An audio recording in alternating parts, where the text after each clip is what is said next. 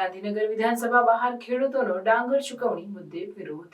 ગાંધીનગરમાં વિધાનસભા બહાર નળકાંઠા વિસ્તારના ખેડૂતોએ સચિવાલય ગેટ નંબર 1 પાસે વિરોધ પ્રદર્શિત કર્યો, જેમાં તેમણે 2023માં સરકારના ગોડાઉનમાં ડાંગર આપ્યા હોવા છતાં આજ દિન સુધી ચૂકવણી ન મળવાની ફરિયાદ કરી. ખેડૂતોનો આક્ષેપ છે કે જેઓએ ડાંગર જ નથી આપ્યા એવા ખોટા ખેડૂતોની ચૂકવણી મળી ગઈ છે, જ્યારે વાસ્તવિક ખેડૂતો હજુ પણ તેમના હકના પૈસાથી વંચિત છે.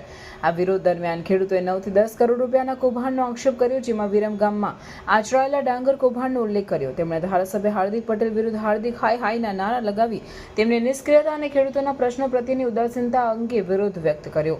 તેઓ તેમના હકના પૈસા મેળવવા માટે સંઘર્ષ કરી રહ્યા છે. તેમણે માંગ કરી છે કે તાત્કાલિક તપાસ કરીને દોષિતો સામે કાર્યવાહી કરવામાં આવે અને વાસ્તવિક ખેડૂતોને યોગ્ય ચૂકવણી કરવામાં આવે. આ વિરોધને કારણે વિધાનસભા અને સચિવાલય પરિસરમાં તણાવપૂર્ણ પરિસ્થિતિ સર્જાઈ છે. સરકાર દ્વારા હજુ સુધી આ મુદ્દે કોઈ સત્તાવાર પ્રતિસાદ આપવામાં આવ્યો નથી, પરંતુ ખેડૂતોના આક્રોશને ધ્યાનમાં રાખીને તાત્કાલિક પગલાં લેવામાં આવશે તેવી અપેક્ષા છે.